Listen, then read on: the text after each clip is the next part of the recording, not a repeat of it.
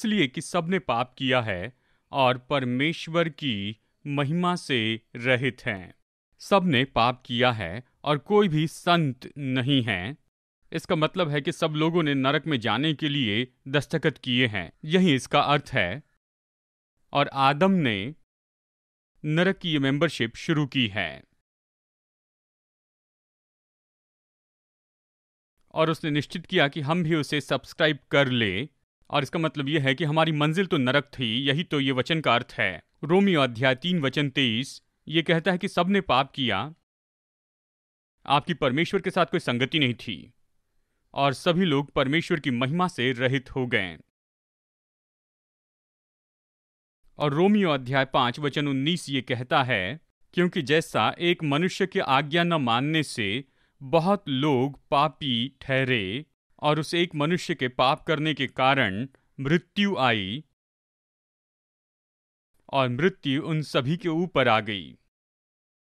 इसका मतलब है पूरी मनुष्य जाति को पापी घोषित कर दिया गया और नरक ही इनकी मंजिल थी और सभी लोग तो मृत्यु की छाया में आ गए थे। खैर, मृत्यु तो 3 भागों में है, मैं बता दूं। पहला भाग है कि परमेश्वर से अलग किया जाना, ये तो मृत्यु है।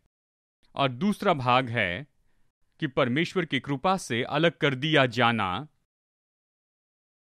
और तीसरा है कि अलग किया जाना होता है जहां आत्मा और प्राण शरीर से अलग किया जाता है।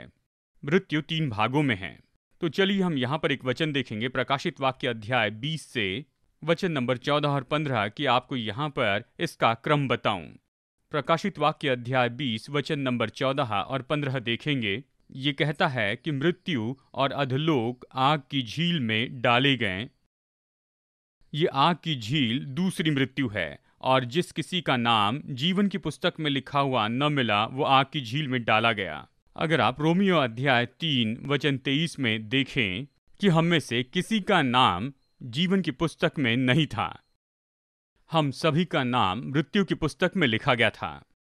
इसका मतलब यही है कि हम सब की मंजिल तो केवल नरक ही थी, जैसे लिखा है प्रकाशित वाक्य 20, 14 और 15 में। और इन सारी मंजिलों में जो सबसे आखिरी मंजिल थी वो तो अनंत काल का अंत है, जो कभी खत्म नहीं होगा, जिसे आग की झील कहते हैं। और जो कुछ भी आदम ने किया था, यानी आपके अस्तित्व में आने के पहले ही, आपके आने के पहले ही जो आदम ने किया उसका परिणाम तो ऐसे था कि केवल परमेश्वर इस समस्या की गहराई को समझ पाया था। और इसीलिए जो उद्धार है वो तो भविष्यवाणी के साथ निश्चित किया गया था। और ये भविष्यवाणी तो उत्पत्ति अध्याय 3 में है वचन नंबर 15 में। ये तो परमेश्वर का उत्तर था या उसकी प्रतिक्रिया थी, ताकि हमारी मंजिल जो है वो पूरी तरह से बदल जाए। और इसलिए उत्पत्ति 3:15 में उसने एक भविष्यवाणी की और परमेश्वर ने कहा, और मैं तेरे और स्त्री के बीच में और तेरे वंश और इसके वंश के बीच में बैर उत्पन्न करूंगा। वो तेरे सिर को कुचल डालेगा और तू उसकी एड़ी को डसेगा। यहीं पर क्रिसमस शुरू हुआ था। या फिर ये कह सकते हैं कि यीशु के जन्म के बारे में यहां पर पहली बार कहा गया था इस भविष्यवाणी में कि वो आएगा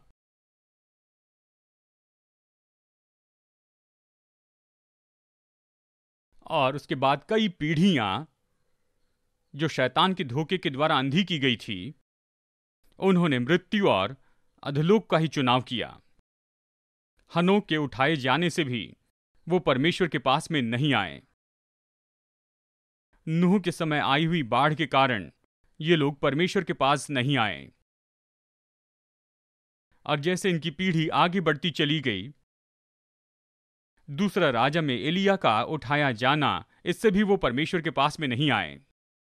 वो तो अंधे हो चुके थे, जिस अंधकार में जी रहे थे उसकी गहराई में, कि उनके लिए उद्धार तो बस एक भ्रम दिखाई दे रहा था।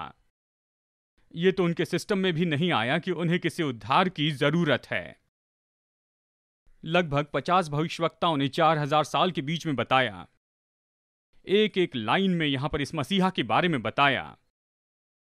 और इस एक भविष्यवाणी के ऊपर वो बनाते चले गए उत्पत्ति 3:15 से। और फिर अंत में यशायाह यहाँ पर आता है और वो एक भविष्यवाणी कहता है, और ये तो ऐसी बात थी जो कि मनुष्य के मन के लिए समझना पूरी तरह असंभव था। और उसने कहा कि एक कुंवारी एक बालक को जन्म देगी,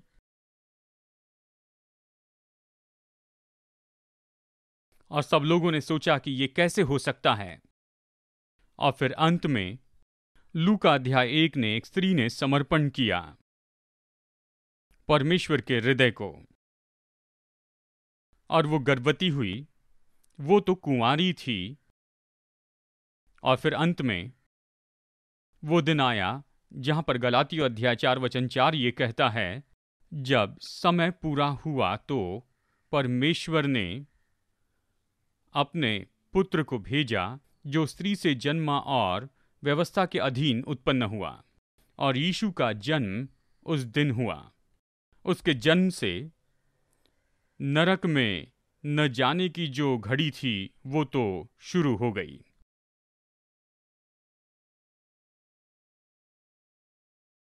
और आज हम उस गिनती में हैं। परमेश्वर का वचन कहता है अंतिम दिनों में बहुत सी बातें हैं, और साथ ही ये नरक के लिए अंतिम दिन है। हालेलुया। और फिर वहां पर यीशु जन्मा। हमारे आज के शब्दों में कह सकते हैं कि उसका जन्म हुआ कार पार्किंग में, क्योंकि उन दिनों में जब लोग यात्रा करते थे तो जानवरों का उपयोग किया करते थे।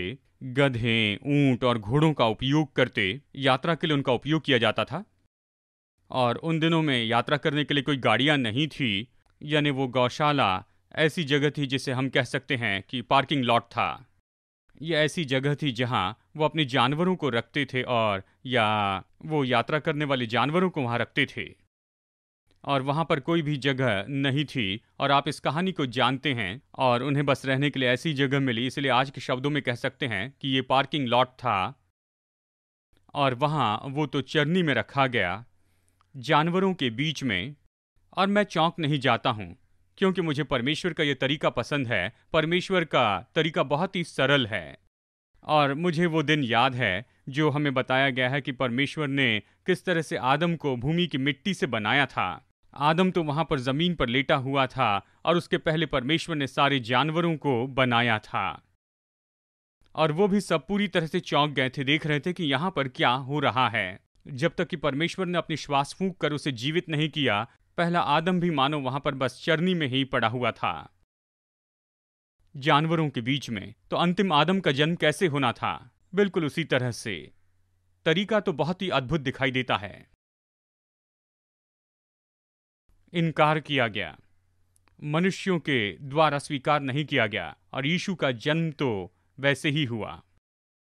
शैतान ने उसे नाश करना चाहा, कितनी तो भी बार मारने की कोशिश की, कितनी तो भी बार उसे मारने की कोशिश की। लेकिन जब परमेश्वर उसमें जुड़ा है तो शैतान क्या कर सकता है? मुझे पता नहीं आप अपने जीवन में कहां पर हैं, लेकिन जब परमेश्वर जुड़ा है तो सब कुछ अच्छा ही होगा। हालेलुया।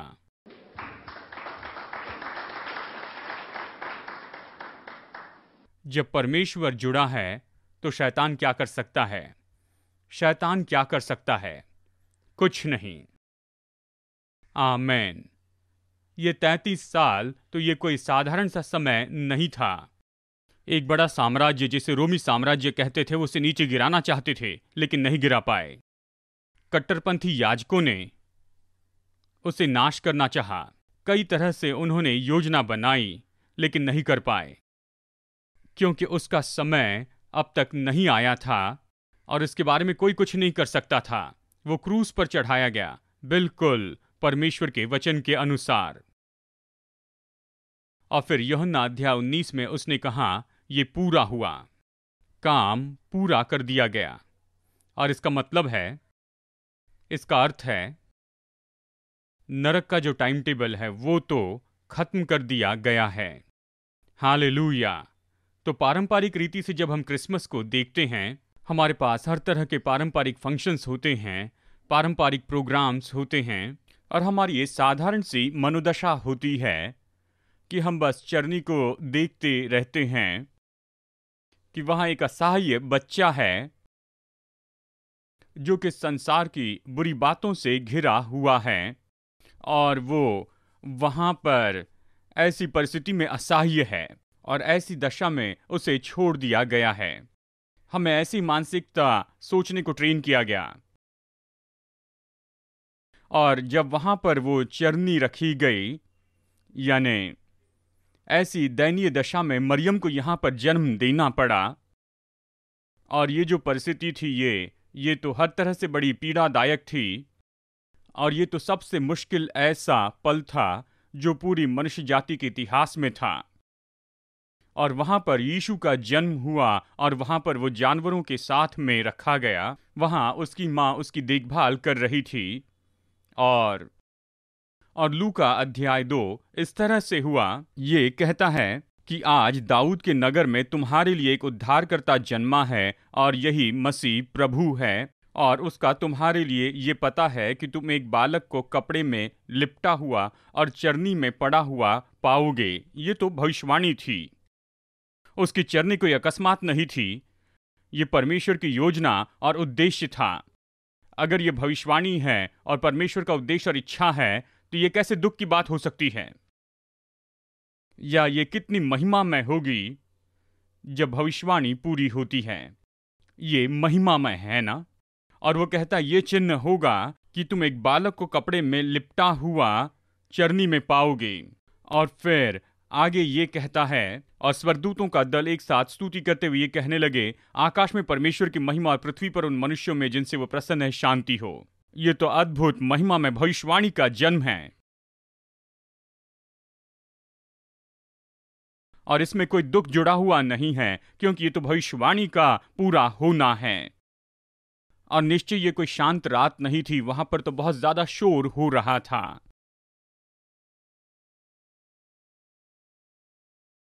क्या आपने कभी गौशाला में कभी समय बिताया है? वहां आवाज होती रहती है।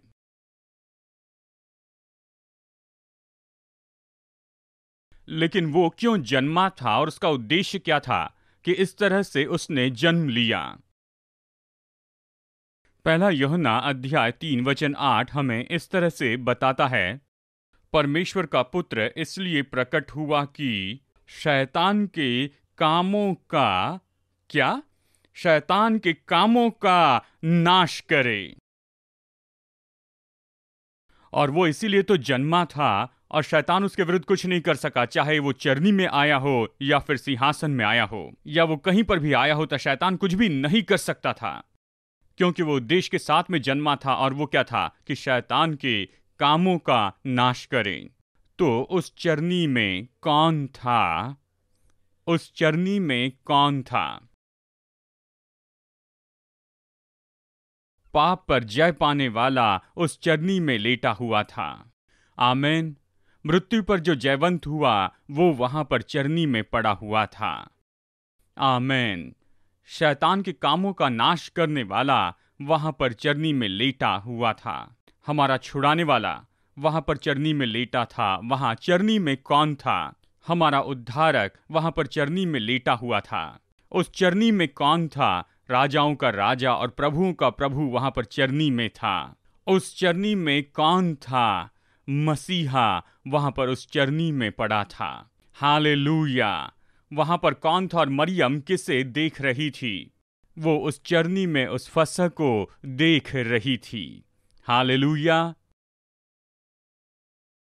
अगर एक बार इस बात को आप समझ ले कि यह अकस्मात नहीं, लेकिन परमेश्वर की योजना से हुआ, और परमेश्वर का उद्देश्य वहां पर उस चरनी में लेटा था, और जो उस चरनी में लेटा था उसका नाम क्या है? उसका नाम क्या है?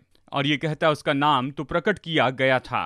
वो इलोहीम था, और वो इलोहीम है, वो उस चरनी में था। यही उसका नाम है। सृष्टिकर्ता वहां पर उस चरनी में था। अडोनाय जो कि सबका स्वामी है, प्रभुओं का प्रभु वहां पर उस चरनी में था, और यही उसका नाम है। और वहां उस चरनी में कौन था? वो एलोहा, वो उस चरनी में था। बनाए रखने वाला उस चरनी में था। और उस चरनी में कौन था और उसका नाम क्या था? वो जो मैं हूं वो उस चरनी में था। आमीन। उस चरनी में कौन था और उसका नाम क्या था? यहोवा उस चरनी में था। उस चरनी में कौन था? यहोवा शाफाक उस चरनी में था। यहोवा यीरे उस चरनी में था, यहोवा निस्सी उस चरनी में था, वो एल रॉय परमेश्वर उस चरनी में था। मकादेश जो कि शुद्ध करने वाला है, वो वहां उस चरनी में था। सिदकिनु वहां पर उस चरनी में था। रोही जो आपका चरवाहा है, वो वहां उस चरनी में था। शांति यहोवा शामा उस चरनी में था। शाबोत उस चरनी में था। अल्फा और ओमेगा वहां पर उस चरनी में था, और यही तो उसका नाम था, उस चरनी में। हालेलुया। और मरियम ने उसी छोटे बालक को देखा था, और उसके ये सारे नाम उससे कहें, क्योंकि वो जानती थी उसने क्या धारण किया है, वो जानती थी उसने किसको जन्म दिया है, वो जानती थी कि उसके गर्भ में कौन था, और वो उसके बारे में दुखी नहीं थी, वो उसके लिए उत्साहित थी। मेरे परमेश्वर ने अपना वचन पूरा किया है, वो भविष्यवाणी पूरी हो चुकी है। इतनी पीढ़ियों से जो कुछ भी कहा गया था वो पूरा हो गया है, और मैं यहां पर इस बालक को गोद में लिए हुए हूं। और हर एक व्यक्ति जो है वो तो बालक के रूप में पैदा होता है, लेकिन मरियम के लिए ऐसा नहीं था। मरियम के लिए ऐसा नहीं था। हालेलुया, हालेलुया, आमेन। और इसलिए तो परमेश्वर ने इन सारे नामों को लिया, ये नाम जो अभी मैंने आपको बताए हैं, ये एलोहिम और अडोनाय, और इन सभी नामों को एक साथ रखा, सब कुछ एक साथ में रखा। और फिर उसने मरियम से कहा, तू इसका नाम यीशु रखना। जब तू यीशु को पुकारेगी तो इन सारे नामों को पुकारेगी। तू उसे कहेगी अडोनाय, तू उसे कहेगी यहोवा निस्सी, तू उसे कहेगी यहोवा यीरे, तू उसे कहेगी अडोनाय, तू उसे मकादेश कहेगी, शुद्ध करने वाला। और तुम ये सब कुछ पुकारोगी जब तुम यीशु के नाम को पुकारोगी। और इसलिए मत्ती 1:21 में कहता है कि उसका नाम होगा यीशु। हालेलुया। परमेश्वर ने हमें नाम दिया, वो नाम है यीशु। और ये तो सारे नामों का, परमेश्वर के सारे नामों का सार है। इब्रानी भाषा में देखा जाए तो परमेश्वर के 72 नाम हैं, और परमेश्वर ने इन सबको एक साथ रखा, और फिर ये एक नाम लाया, यीशुआ।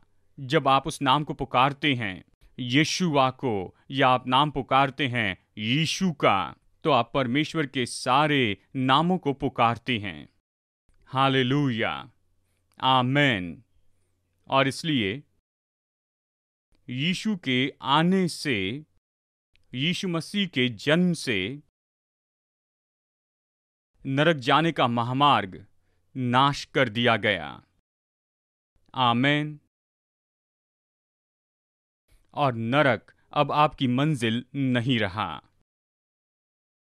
हालेलुया। नरक अब आपकी मंजिल नहीं रहा।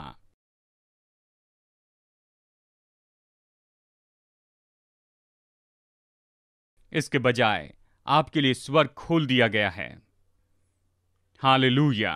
गलाती अध्याय 4:19 में ये कहता है, हे मेरे बालको, जब तक तुम में मसीह का रूप न बन जाए, तब तक मैं तुम्हारे लिए फिर जच्चा की सी पीड़ा सहता हूं, कि मसीह का रूप तुम में बन जाए। हम मसीह के जन्म के बारे में इतना कुछ जानते हैं, हमने इसके लिए अच्छी क्रिसमस की कहानी बनाई है, और हम इसके लिए अद्भुत गीत गाते रहते हैं। लेकिन परमेश्वर आपकी ओर मुड़कर कहता है, क्या मसीह तुम में आकार ले सकता है? इसका मतलब क्या मसीह तुम्हारे भीतर में वास कर सकता है? अब चलिए दूसरे तरीके से मैं कहता हूं, चलिए मरियम की जगह पर ले चलता हूं। क्या पवित्र आत्मा आप पर छाया करके, क्या मसीह आपके अंदर में आकार ले सकता है? और जब वो आपके अंदर में आ जाता है तो 3 महीने के बाद, 6 महीने के बाद और 8 महीने के बाद मरियम पहले जैसे नहीं थी। परमेश्वर ये कहता है, क्या मसीह तुम में आकार ले सकता है? क्या तुम अपने अंदर में मसीह को धारण कर सकती हो? और आप इस बात को जानते हैं कि जब मसीह मरियम के गर्भ में आया तब मरियम ने क्या किया था। और पौलुस यहाँ पर गलातियों को लिखता है, क्योंकि वो तो ऐसी बातों में जुड़े हुए थे जिसे स्वीकार नहीं कर सकते हैं। वो कहता है, मेरे बालकों, जब तक तुम में मसीह का रूप न बन जाए, तब तक मैं तुम्हारे लिए फिर जच्चा की सी पीड़ाएं सहता हूं। ये क्रिसमस असली हो जाए, और ये समय है कि स्वर्ग आनंद मनाता चला जाए।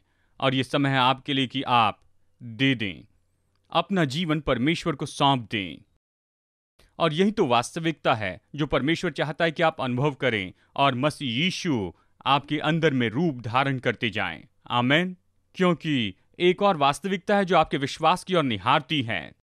एक तो ये गलातियों अध्याय 4:19 है कि मसीह की वास्तविकता आपके अंदर में रूप धारण करती जाए, या फिर दूसरी वास्तविकता प्रकाशित वाक्य अध्याय 20 वचन 14 और 15 आपकी ओर देखती है कि जिनके नाम जीवन की पुस्तक में लिखे नहीं हैं उन्हें आग की झील में फेंक दिया जाएगा।